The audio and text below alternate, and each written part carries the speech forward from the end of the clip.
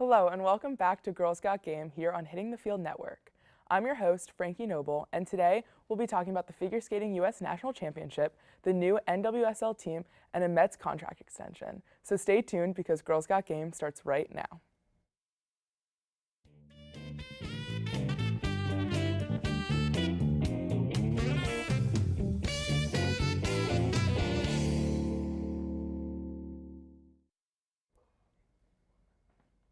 To begin our show, we wanted to talk about the figure skating U.S. National Championship. Unfortunately, after the competition, many skaters from the Boston Skating Club were involved in a fatal plane crash. Our hearts are with all those affected. With this news in mind, we wanted to touch light on some positives in the close-knit figure skating world. Here to discuss the U.S. Championship is Anya Garabashvili and Brianna St. Jean. How are you guys doing? I'm excited to be here. I'm excited to talk about figure skating. I am so excited to talk about figure skating. I think it's the first time we've talked about figure skating on Girls Got Game. Yes, but we did talk about it on main show last semester. There you go. So we're bringing it here now yes. with probably the world's biggest figure skating fan, Anya. Yes. So I'm just going to jump right into it. What were your first initial thoughts out of the U.S. National Championship? Oh my goodness, just the amount of talent that is coming out of the United States, because in like the early 2000s and 2010s, even in the 2020s, when Russia was still allowed to keep in international events, they really were the powerhouse in a lot of different areas, especially women's and pairs. So seeing our athletes kind of step into this role that's kind of been vacant since like 2018, it's just amazing to see. And I love seeing new faces pop up in this sport because especially this round, they show so much potential and such a change for the sport. Yeah, 100% I agree. I don't think when you think figure skating, America is the first country that comes to mind. And now that that narrative's kind of being changed a little bit and you can think of these amazing figure skaters coming out of the U.S., it is really exciting to see. Jumping right off of that, let's start by talking about some of our standout figure skaters. Bree, do you want to start with an incredible athlete? I would love to. I'm going to talk about the Amber Glenn. Amber Glenn is such an icon. She just won the gold medal for the women's singles in the U.S. National Champion, and she's just awesome. I love her. She's a back-to-back champion from 2024 and 2025. She won the Grand Prix de France and the Cup of China champion. She's a two-time ISU Grand Prix bronze medalist. She also earned the highest ever earned score, which is 78.14 by an American woman at the 2024 Grand Prix de France in her first Grand Prix. She's also an amazing person on and off the ice. She is such a good advocate in the community. She is also openly pan and has been very vocal about the intersection of the figure skating community as well as the LGBTQ plus community. She is also super transparent about her mental health, especially during COVID and especially being a neurodivergent athlete with her ADHD. She also struggled with the eating disorder early on in her career, and she's been a great advocate with that as well. She's also a back-to-back gold champion, like we said, and she is just an all-around beast on the ice. Like, it's kind of crazy to say that in reference to someone being a figure skater, but she is just extremely talented with so much potential, and she's putting it to good use. She is well known for her technical prowess and her artistic expression, and she is just such a phenomenal performer. She's actually positioned to be a top contender for the upcoming 2026 Milano Cortina Olympics. And her dedication and resilience really continues to inspire so many people within this community, and it's awesome to see. Absolutely. She is so fun to watch, and it's so important to see this dominant figure skater that is incredible to watch be so vocal about her struggles and make it accessible for others to be able to talk about it. Anya, what do you think about Amber? Yeah, like I said, this whole new wave of figure skaters, Amber's kind of part of it. Not kind of, she is a part of it, and she has really been paving the way for how transparent figure skaters can be with their fans. It's no surprise figure skaters in the past, once they've kind of ended their professional careers, moved on to other things, coaching, choreography, or just being like a face for U.S. sports. They've opened up about their own mental health struggles while they were an active competitive figure skater. But Amber Glenn really is like one of the first to be really vocal about it while she's in it.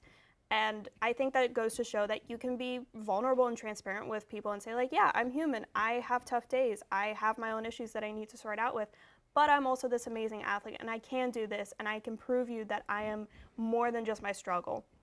Yes. And just she's got so much power behind her moves and so much love and passion for the sport as well, which only shines further like with her long and short programs. You can see the love just coming out of her for the sport and like for what she does, and it's nice to see the human behind the athlete. 100%. Yeah. 100%. She's Especially. amazing.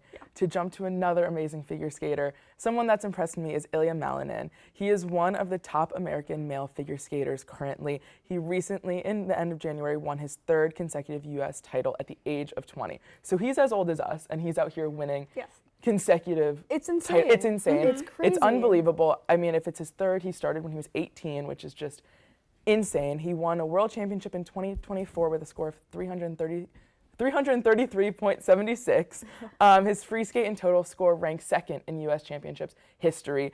One of my favorite things about Ilya is his signature move. It's called the raspberry twist. He's up in the air for about half a second and can reach up to 14 inches, which is just bonkers, which I learned recently is based on his last name, which means raspberry in Russian. So raspberry twist, super fun. You can see here he's absolutely electric to watch. I don't understand how he moves like this. He is a Nepo baby, low-key, which I love. I can't say anything. I do love a Nepo baby. Who doesn't love a good Nepo baby? However, he has completely surpassed both of his parents' accomplishments at just the age of 20, like I said before, which is very impressive. You can see here he's this new, very interesting, I'll say, very interesting figure skater to watch. He's just super entertaining. His moves, the raspberry twist, everything that he can do. Everything is calculated. So calculated, and he completed an extraordinary feat. That's the raspberry twist. Crazy. Completed an extraordinary feat in 2022, making history by landing the first ever quadruple axel in a competition. Major milestone in figure skating and in his personal figure skating journey. What do you guys think of Ilya with his backflip on the ice? Yeah, he's just phenomenal, and it's so amazing to see. Like, I have goosebumps from watching that. Like, who does backflips on the ice? Like, Not and he me. has a signature move. I was gonna say, I tried ice skating the other day. I was winded, couldn't do it. It's hard. Like, going ice skating is hard. Going forward is hard in the first place. Doing all these phenomenal tricks on the ice, it's so incredibly impressive. It shows you are a pure athlete if you can manipulate how you can skate on ice. Like, It's so I don't even know how to impressive. explain it, but I love that guy. Yeah, Anya? He's just incredible to watch. He has made so many technical achievements as a figure skater, which we've seen with figure skaters like Nathan Chen. He's a very technical figure skater, but Ilya really does bring back the artistry, I feel, in men's figure skating that has really been absent, in my opinion, on the U.S. side. So that's great. But I do want to also talk about the ice dancing. Go right ahead. Go right ahead. Because now Madison Chalk and Evan Bates, they've been in the U.S. figure skating world for quite a while now. They first started competing together first started competing in the 2008-2009 season, so they've been around for quite a hot second, but they're just incredible, and they have, to their name, 6 U.S. championships, gold. They have won 1 Olympic gold together. They have 2 world championship titles in gold. Like, they're just a gold power couple, and I love them to bits. I follow them since like 2018, and they just, the love that Amber Glenn leaves out on the ice, they leave out as well. Each time they dance on the ice, it just seems like they're just leaving their heart out. They're moving to the music. It is not something that they seem to be thinking about even, which goes in line with Madison because— Holy moly. Yeah, during this program, she was actually going through a bit of food poisoning. So Oh my gosh. Yeah, she said in interviews, she's like, I just let muscle memory work. Like, I know my choreography, and I'm just going to let the music— Oh my God. No. Yeah, This they is like have so just— much fun. This is so impressive because they're just working as one unit. Like, Yeah. it doesn't even look like they're 2 individuals like coming together. They are just one unit. Yeah. And there's working. so much passion in between it too, because not only are they a married couple, but you don't even need to be like involved romantically to have this passion on the ice. Like, there's people out there who aren't married and stuff, but you can still see the love they have for their sport really drives the entire performance with so much passion, and I love that. It's like all of these skaters that we've talked about are just so entertaining to watch. It's such an entertaining sport. These are great, incredible athletes. That last one, like, I can't even believe how you just know what's coming next. I wish we could sit here and talk more about figure skating. It's been super fun, but that is all the time we have. So stay tuned because we're going to talk about a brand new NWSL franchise next. So I I guess the crew's getting ready for the next segment on one of our amazing shows. I'm Nick Cohen, host of season 20 of Hitting the Field, and let me tell you about those amazing shows. On behalf of HTF, we hope you're enjoying today's content, but I'm here to tell you about everything else we offer here at the network. Mondays at 4, HTF Bets goes live for season 10 with 3 gamblers that, although it may not always seem like it, are here to help us all earn a little bit of extra money while we watch sports. Diego Ortiz, Tyler Brownrigg, and Andrew Gregg's ball knowledge and fun personalities make this show a fan favorite. On Tuesdays, you all loved it, so we brought it back for season 2. It's Girls Got Game, hosted by Franki Noble, a show blending women in sports, the biggest sports news stories, and creative segments that make for a fun and engaging show. Next is everyone's favorite sports podcast, The Combine, hosted by who other than Ty Patton, an easygoing, conversational, and technical podcast dropping Wednesdays, also on Spotify at The Combine. Then tune in Thursdays at noon for the network's main show, season 20 of Hitting the Field, hosted by me. Here, we'll cover any sport, any topic, any story, no matter how obscure. We love some football, basketball, hockey, F1. We also cover baseball, soccer, and we even have to show the UFC love sometimes. Penultimately, TGIF, because Friday is nighttime, hosted by Kathleen Moore and Matthew Bracker. Season 8 of Nighttime is where you'll turn to for all things March Madness, UCF sports, and other collegiate events. We're ending with something brand new. HTFN has never had 6 shows running at once. Also filmed in our new podcast studio is HTFC, hosted by Edgar Rodriguez and Patrick De Leon. Football, or soccer in America, is the most popular sport in the world. Across multiple leagues and cups, soccer is a year-round sport, and HTFC is your news source to stay updated. Also on Spotify, by the way, at HTFC. Outside of our 6-show roster, be sure to tune in to our other content, such as the Studio Days vlog, run by our vlog squad of Brianna St. Jean, Michaela Croker, Ashley Rowe, and Ben Huber. Make sure to follow us on our social medias like Instagram, Facebook, and X to stay updated on all HTFN news. Remember to subscribe right here on YouTube, leave a like and comment. And with that, I think we're ready for your next segment. I'm Nick Cohen. Thank you for your continued support, and back to your regularly scheduled programming. We're back, and to quote Nick Cohen, we're going to talk some football. We're going to talk about the brand new NWSL franchise. But before that, I want to intro a Girls Got Game debut, Daniel Valdez, and a Girls Got Game favorite, Edgar Rodriguez. How are you guys doing? Very good, Frankie. Yeah? Very good. Excited to talk some football? Of course. Yes. Anytime. Anytime. So if you missed it, there's a brand new NWSL team that is going to start playing next season, the Denver No Names. Doesn't have a name yet. The Denver No Names. That's how new it is. That's how new it is. They're the 16th franchise in league history. Yes. Very exciting stuff. What are your guys' initial thoughts on this new team? Yeah, so of course Denver, this was a bid that started back in 2023, right? And we know it takes a while to get this through, but it's a team that costs $110 million for in their expansion fee. It's more than double what we saw Bay FC pay. Of course, they started play recently. And of course, there's a new Boston franchise as well that will start in 2026. So yeah, I think it encapsulates the growth of the league in general, which has been incredible recently. Yeah, Daniel? Yeah, it's definitely showed how great the league is growing, and especially for women's sports, considering this is the first ever female professional team to be played in Denver. Yes. Very true. Very important to Very note. true. It's great for women's sports. Something I also want to mention is they're finalizing plans for a purpose-built stadium. Yes. Yeah. So just like the KC Current, they're going to have a stadium built just for women's soccer, which we love to see that. We talked about the KC Current many times on Girls Got Game. Just a bit, right? So maybe we'll see this Denver franchise create some of the same momentum that the KC Current has had. And not just a specific stadium, but also training facility as well, which we've seen Bay FC again come up with. And I think it's a trend that is going to continue being seen in the NWSL. And it's so positive to see. It's so positive. Any name predictions you guys have? They might just for go a Denver team. They might go basic and just call it Denver FC. Really? I wouldn't be surprised. Maybe for like the inaugural season. Maybe. It's like the Utah Hockey Club, right? I feel like we might be going down a similar path. Hopefully more creative, but I wouldn't be surprised. I feel like when you have a team in Colorado, you can get really fun. Like you have the Rockies, things like that. Like make it like a fun like Denver Yetis or something. Like which didn't work. Yeah. Yeah. Fair enough. But I don't know. Super fun. I'm Yes. excited to see this Denver team come to be. However, we do have to touch on the past and talk about some of our favorite players with this new ever-changing league. Yes. Who are some of your standouts from the NWSL history? Edgar, do you want to start us off? Let's go. So I'm going to start off with Sam Kerr. Now, she is probably one of the best Australian athletes ever, right? We've seen her do it not just in the NWSL, but of course at Chelsea currently, where she plays. She's won 4 straight league titles over there.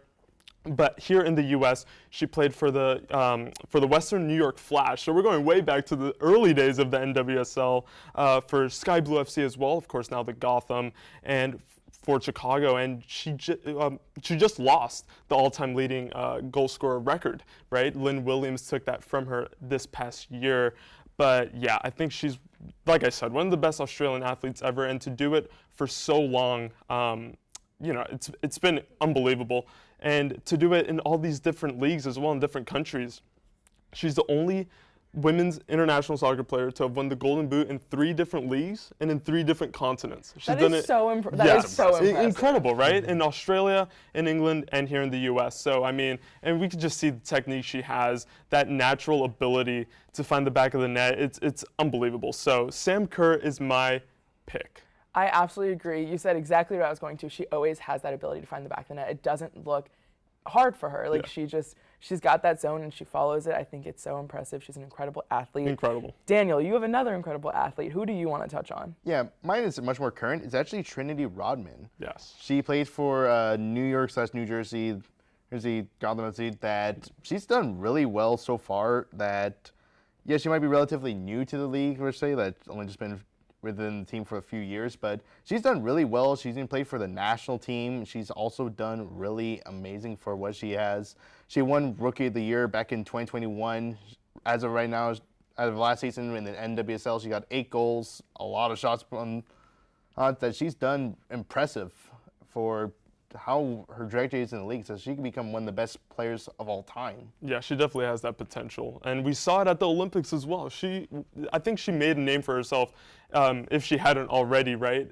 Those Olympic Games were incredible for her, and so I think we're going to see a lot more of her, not just in the NWSL, but also with the U.S. Women's National Team. I absolutely agree, which actually, perfect track to who I want to talk about. No way. I mean, the person I want to talk about, I don't know if NWSL is the first thing you think of when you think of this person, but I want to talk about Alex Morgan. Absolutely. Obviously, she's an NWSL legend, also U.S. Women's National Team legend. When you want to talk about women's soccer or football, you're going to talk about Alex Morgan. She has an incredible resume in soccer. She played in the NWSL for 11 years, retiring in September.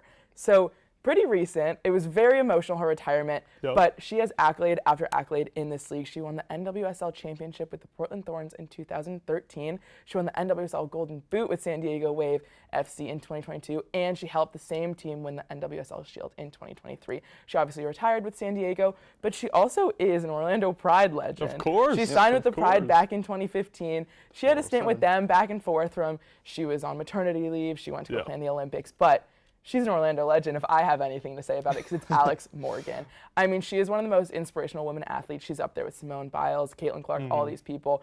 When you think soccer, at least for me, when you think women's soccer, you think Alex Morgan. She is the person that you see on, like, cereal boxes. I think she was on a cereal box. But I just think that she has an incredible resume in the NWSL and in other leagues.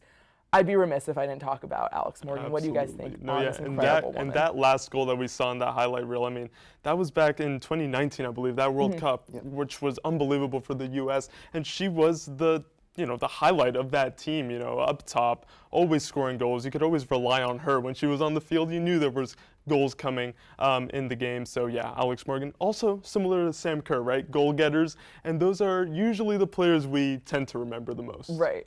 Daniel, what do you think about all these players, but Alex Morgan too? Yeah, Alex Morgan, she's of course one of the best players of all women's soccer. So I really do believe that she definitely deserves her spot on the very top. I mean, her performance is just unmatched by any other 100%. And I personally am very excited to see if we have these legends in the making at Denver. I think it'll be super exciting to watch. I'm excited to watch it. I know you guys are. I'm going to speak for you anyway. Yes, of course. Go ahead. Go. Maybe in the 2026 season, we'll come here and talk about Denver winning it all. Let's say that. Why not? Why Yeah, not? Why sure. can't it happen, right? And I think, the talent level in the NWSL right now is as high as it's ever been. Absolutely. And so, Talent just sky high up there. oh, maybe. Good Maybe. pun. I see what you did Denver there. Summit. I saw Nick Ooh. Owen. Ooh. That's Yeah, a good I one. like that. I Denver like that. Summit. We're going to Maybe call we it right gotta- now. Yep. 2026, we'll be talking about the Denver Summit winning Oh. the NWSL Championship. Yes. Let's Book do it. it. So we will see you then, and we will see you next segment to talk about Pete Alonso.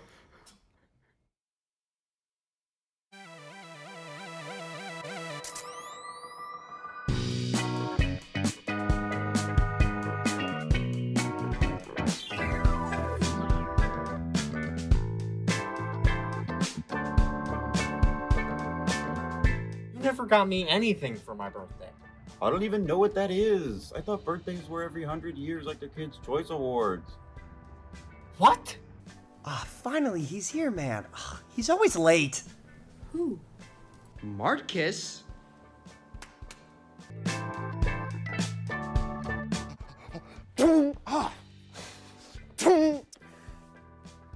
You good? I'd give them one of these and one of these.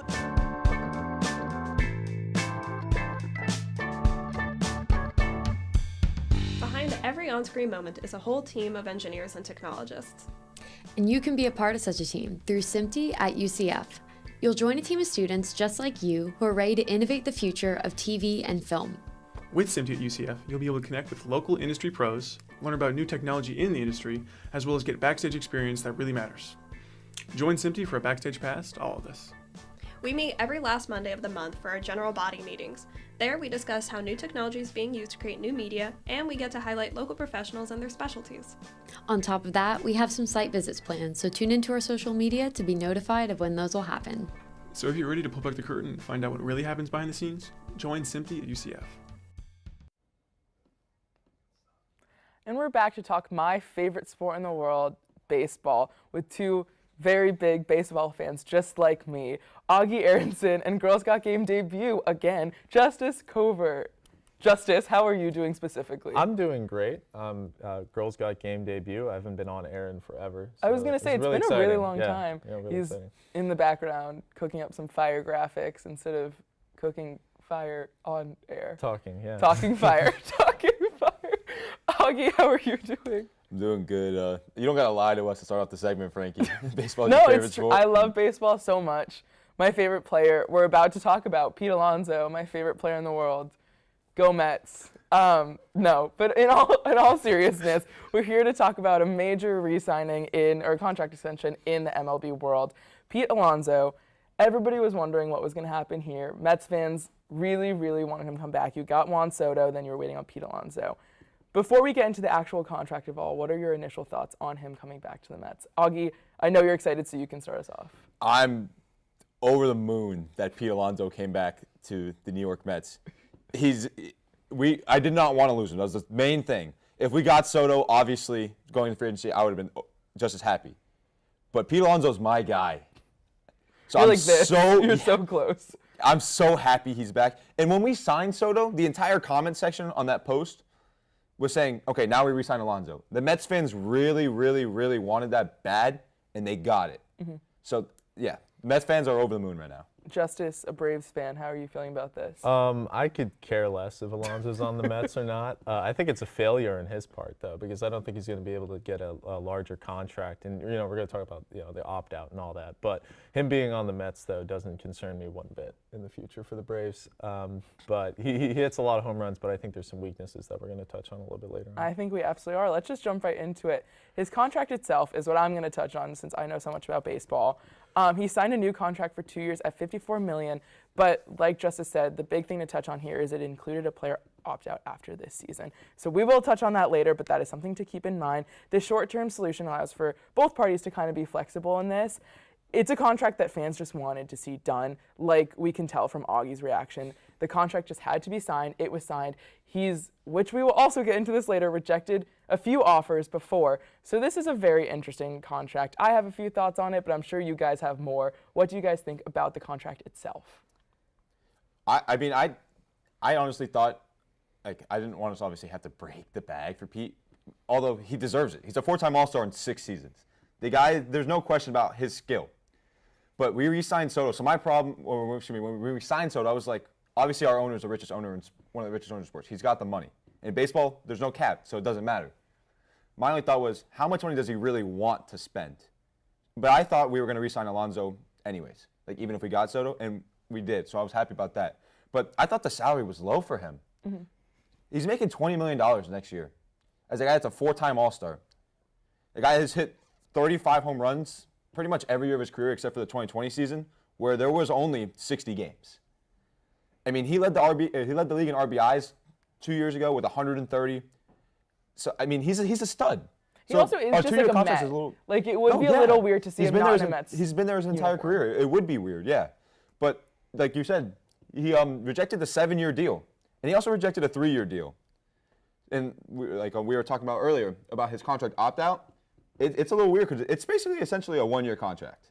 Yeah, so basically the idea is that they're, him and his agent, Scott Boras, who's like renowned for being really greedy, is they're looking to other people who have done it, like Carlos Correa, Matt Chapman, and Blake Snell, who have done this kind of like career opt-out where they have 1 year to prove it and then they get a bigger contract. But there's other people who haven't worked with. Jordan Montgomery with the Arizona Diamondbacks just had to opt in, and he's doing the 2nd year of the Arizona contract. And then also Cody Bellinger hasn't gotten a long-term deal. He just signed with the Yankees.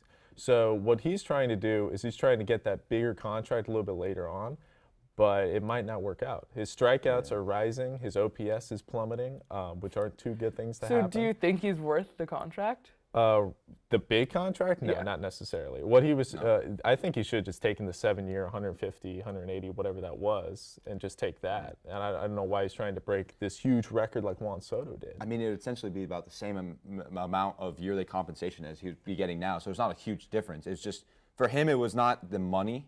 It was the years on his contract. That was all the reports that came out.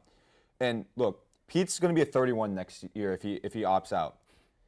Usually your MLB players, the good ones, they kind of hit a cliff for the most part, kind of about 35. So a team's not really going to want to give him that 7-year deal that he's looking for. I mean, if you could see what's on the screen. So, I made that graphic, and I want to touch on it a little bit. He's a very one-dimensional player. He hits a lot of home runs, which we've kind of talked about, but he doesn't do really much else other than that. He's not fast. He's a bit of a lard ball. Look at him. He just had to stop at third there. Yeah, there's no speed in Pete Alonso's game. He's never going to get a gold glove. Look, he's a division rival. Of course he's going to hate. He just got thrown out. He's a division rival. Of course he's going to hate. So he's never going to get a gold glove, but he's probably going to get a run. Shay is freaking out behind the camera. He's Shay is just about to run mad out that the of Mets studio. are better. That's all it is. They're better than us. Yes, we're taking medals and everything. They are better. Talking about? It's okay, Justice. They are better. We won the World Series way before. We've won 2 since you guys won your last World Series. Look, it's the Mets. They don't win World Series. They just make it to the playoffs. Joke. New York would implode if the Mets won the World Series, just like what Philly's doing right now. Okay? Yeah, no.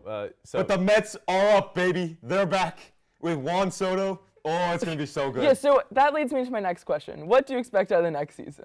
Justice, I'm going to start with you. Next season? Yes. What, for the Mets? Or for the Mets. He might say, he's going to say we're going to win 50 games all season. No. You're not making the playoffs. Juan Soto is the only thing that you got going for you. You'll win 70, 80, sure. The team that made it to the semifinals. Who cares? And then signed Juan Soto. Who's going to win 20 less games than they won without Juan Soto? To quote nighttime host Kathleen Moore, who gaffs? Who gaffs? I'm going to channel my inner Matthew Bracker, and I might crash out on this program. Oh, no. Okay, so I'm going to ask you, Augie, what do you expect out of this next season for the Mets? Juan Soto, Pete Alonso. At least win the NL East. You have to win the NL East. Do you think they're going to? Yes. For sure. Yes. Okay. Oh, Justice? No, that's not happening. What? What are we talking about here? It's going to be the Phillies or the Braves. Okay, I can give you the Phillies. Oh, the Braves, not not a a chance. chance. Braves. You lost Max Fried. You lost your best pitcher. Who else did you lose? You lost your catcher, Yeah. And you lost AJ Minter, your best bullpen arm, who went to the Mets. Who went to the Mets. And that was the one weakness of the Mets was bullpen arms. We signed bullpen arms. I like the way the Mets are set up for this next year. Only thing that questions me a little bit is our starting pitching. But we went all last year without our best starting pitcher. He will be back next season. We So you're re-signed fine. Sean Knight. Yeah, So you're I think fine. we're in a great spot. I don't know why he doesn't think so, but actually I do know why. And a division rival. I can understand it. He's hating for a reason. There's a reason he's hating. What's the reason you're hating? Well, I'm a Braves fan. Yes. Yeah, division rival. Yeah. Okay, I don't even know what else to ask at this point. Well, there's a point that the Mets is like nicknamed the last couple of years have been the Lowell Mets because they always find a way to just screw it up. No, that's perfectly reasonable. That's go. perfectly fair. But they didn't last year. And No, they did. Tides are changing in Queens. They lost to Things- the Dodgers. That definitely happened. Okay, the Dodgers are like the Monstars from Space Jam.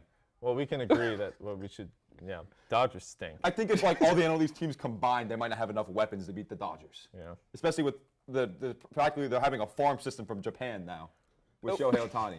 I was going to say that. If you're good from Japan, you I go didn't play for the say it. Dodgers. You didn't say it, but I'll co-sign So yeah, that. I mean it's ridiculous. It's like they have an endless like bank of money. What do you it's like think's just, gonna they have happen a with the Mets? printer. what do I think they're going to go all the way. What? They're going to go all the way. Let's go. It's horrible. Thank you, Frankie. We're going to cut it there. This has probably been one of my favorite segments ever. But that is unfortunately all the time we have. Thank you to everyone that's been on today. We will see you next week for a brand new episode of Girls Got Game. Maybe we'll talk about the Mets again then.